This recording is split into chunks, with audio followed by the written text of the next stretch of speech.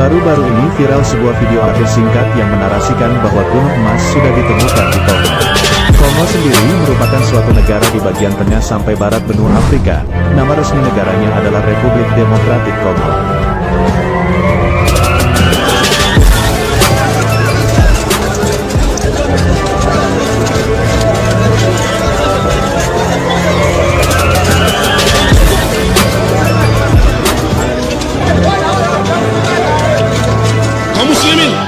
Di sini juga kita menyaksikan apa dikatakan Rasulullah Sallallahu Alaihi Wasallam, Efrat mengering di negeri Irak. Apabila dia mengering akan ketemu nanti gunung emas, kata Rasulullah.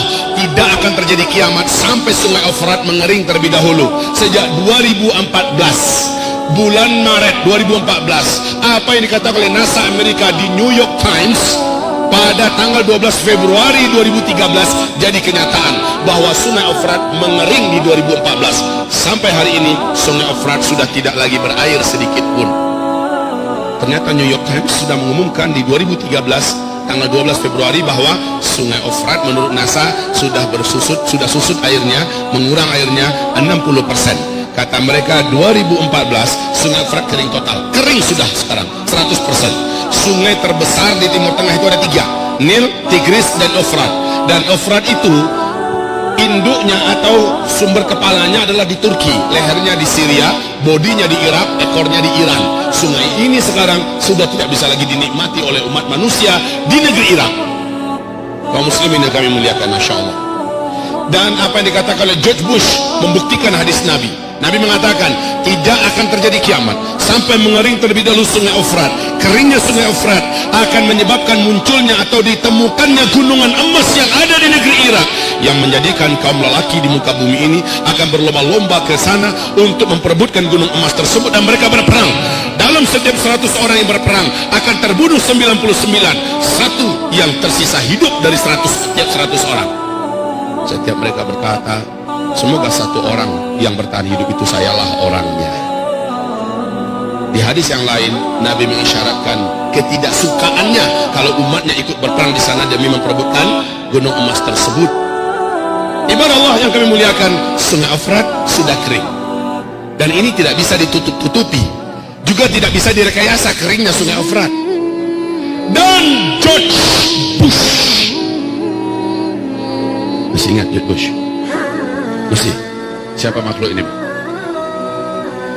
Presiden Amerika Serikat sebelum diganti oleh Barack Obama berpidato dengan penuh semangat di depan gedung putihnya dan berkata, satelit kita telah menangkap potensi emas yang sangat besar di negeri Irak. Amerika Serikat selaku polisi dunia akan memastikan emas tersebut aman dari tangan-tangan para penjahat-penjahat yang tidak bertanggung jawab. Setahu kita yang penjahat itu siapa? Kaum muslimin. Subhanallah, hadis Nabi sudah jadi kenyataan. Kalau nggak sekarang, zamannya kapan lagi? Saya bertanya, kalau nggak sekarang, zamannya kapan pernah sungai Efrat kering total seperti sekarang? Dan sudah berapa tahun? Sejak 2014 loh. Sudah berapa tahun? Kalau keringnya cuma sebulan 2 bulan bisa jadi dia mengalir lagi. Nah ini sampai sekarang kering.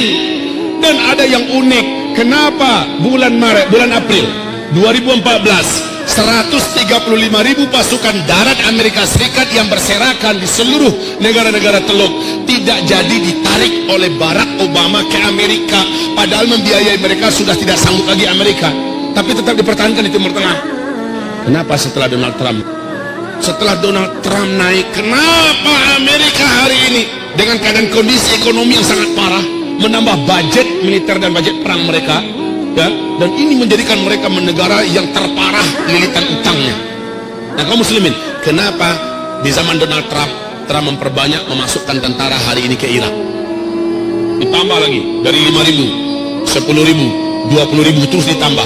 Bapak tahu rahasianya? Benar kata Rasulullah, ketika sungai Efrat mengering akan ditemukan gunung emas. Laki-laki yang ada di muka bumi dari berbagai negara berdatangan membawa senjata-senjata mereka ke sana.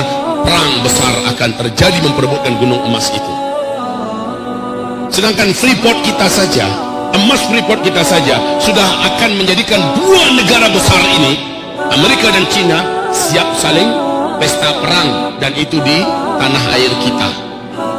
negeri kita jadi tempat perang. Nah itu hanya Freeport. Bagaimana dengan gunung emas yang ada di Irak? Seluruh dunia kan? Dan nanti kamu akan terbelah menjadi dua belahan besar di akhir zaman, kata Nabi. Blok timur, blok barat. Kamu akan berdamai dengan blok barat. Diajak damai oleh mereka. Lalu kamu menyatukan kekuatan dengan blok barat. Kamu akan berperang memerangi musuh bersama di blok timur. Allah akan kalahkan mereka di tangan kamu, kata Rasulullah sallallahu alaihi wasallam.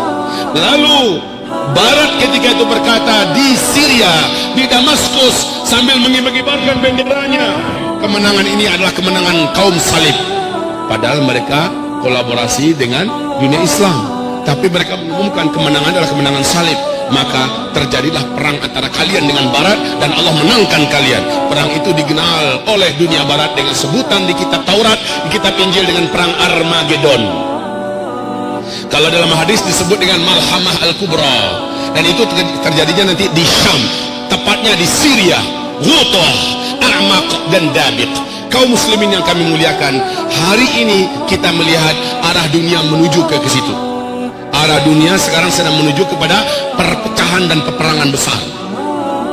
Ada nggak masuk ke bapak masing-masing, ke ibu di Androidnya, tentang pidato terakhir Donald Trump yang akan melakukan kunjungan perdamaian, kunjungan damai ke Arab Saudi, ke negeri Arab lainnya. Mereka adalah sekutu kami di dunia timur. Kita akan membuatkan kekuatan kita menjadi kembali nyata, bla bla bla bla. Inilah kunjungan terindah yang pernah ada sepanjang sejarah Amerika, kata Donald Trump. Ada dengar nggak? Ada dengar nggak? Pada sebelum dia naik, apa ancamannya dengan dunia Islam? Apa ancamannya kepada dunia Islam si Donald ini? Dan ancaman itu dia buktikan, Pak. Baru saja dia naik, sudah mulai dilakukan ini. Bahkan ada masjid di Amerika yang diratakan dengan tanah. Sudah mulai. Kemudian bagaimana ancaman-ancamannya dia wujudkan. Dan sekarang dia melihat bagaimana harus bersatu dengan dunia Arab atau dunia Islam. Maka lihat, hadis Nabi akan jadi kenyataan. Kamu akan diajak berdamai oleh Rum, dalam hal ini Amerika dan Eropa. Lalu kamu akan memerangi musuh bersama di blok timur, yaitu Rusia, China, India, Iran, dan semua kekuatan blok timur akan perang besar melawan blok Islam dan Barat.